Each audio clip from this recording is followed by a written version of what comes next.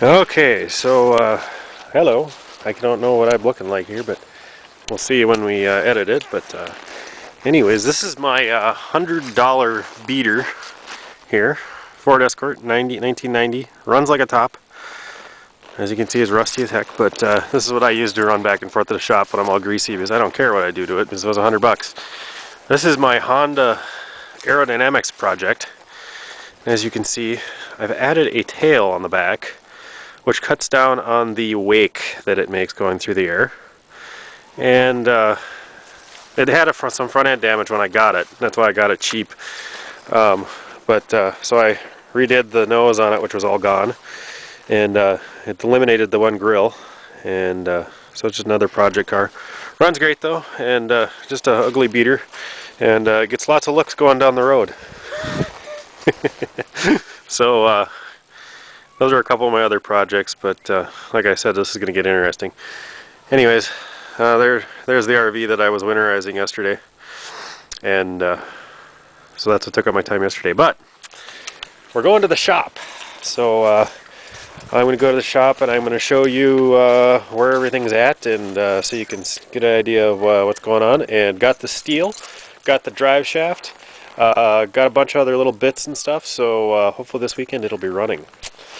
Alrighty, so I'm going to drive to the shop and see you there.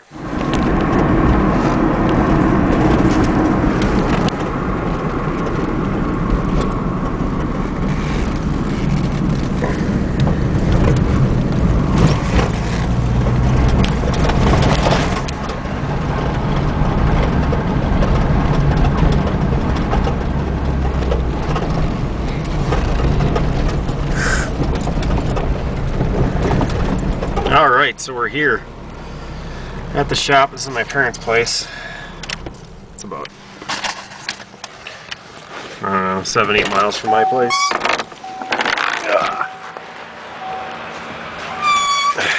And I can see out there they're harvesting. It's not my parents harvesting, but the farmers are out there collecting the beans, soybeans this year. And here's the Blazer as she sits. You can see I got the overflow in, and the radiators in there mounted. The lights were just on there when I was fabbing up stuff for the mounts.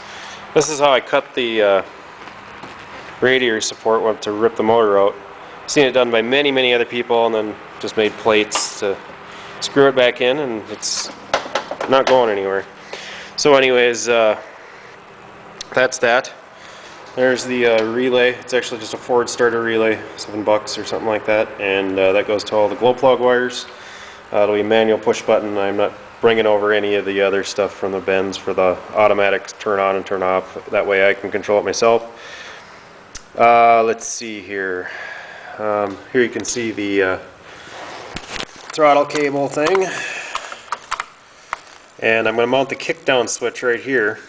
So when you hit this hits the kickdown switch. Not going to mount it inside the car like on the Benz. And then here's my oil pressure sensor, a Chevy one, into my little grounding adapter, because it has to be grounded. It floats the ground. And then I got my nipples here that I have to screw in, and my plastic cable. So that's the way it sits in there. Turbo, plenty of clearance around everything there. The water temp sender from the Chevy, a homemade thing there, and I gotta get clamps on here, but this is just all fab work. AC compressor is gone, as you can see, to make room for the steering on this one, because this is really a narrow frame on these things. I started replacing some hoses. This is a fuel line inlet. Got rid of the Mercedes-Benz fuel filter, and made this permanently mounted for the return lines. I'll be adding a fuel filter where I can get better filters more readily without having to special order them. So anyways, that's that. Here's the interior of the Blazer.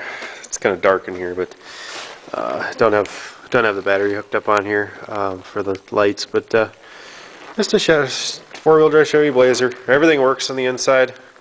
Well, cruise control doesn't work anymore because I ripped that out, but it's in good shape. But typical Blazer, nothing special about it. Besides, it's in good shape for a Minnesota car. There's no real rust bubbles or anything like that. There's a little bit of rust I see, you know, underneath the rockers when I'm under there, but for a 2000 in Minnesota, pretty normal, pretty normal. But it's got at least another 10 years in the body, even if I do nothing to it. So, anyways, here's the people are asking about this. This is off the Chevy transmission, and this little dial here sits around the shift where the shifter linkage goes on.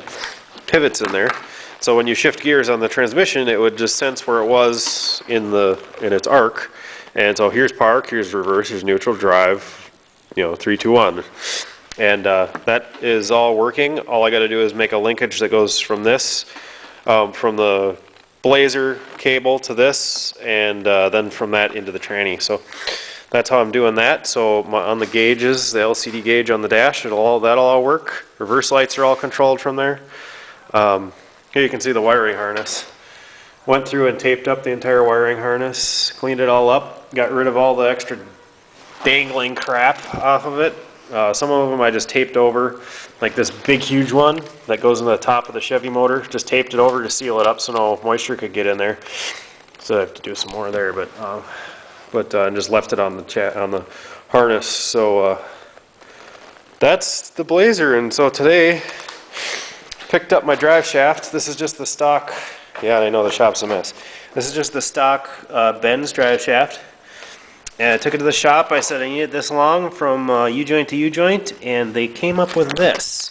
Instead of redoing the whole shaft, they just added, since it just had to be added, they made custom lathe the plate in there for the right thickness, and then added this kind of stock issue drive shaft thing. They specialize in drive shafts and stuff there, so they had all this stuff in stock.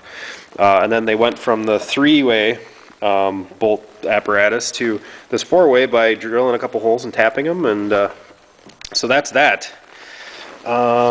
Steel. Here's the steel plate that I got for these go on the motor side.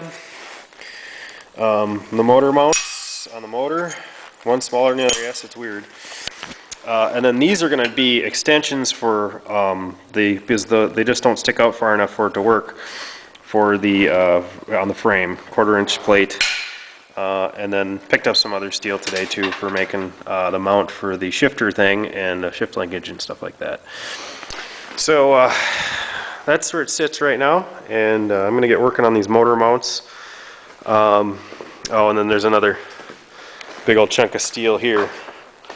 That'll be going, that'll be what holds the motor up on those two plates, 1/4-inch, 1.5-inch tube, and it's a 1/4-inch sidewall on it. So anyways, I gotta get busy because it's getting cold here and I gotta get this thing done. So I'm gonna get busy and start making mounts.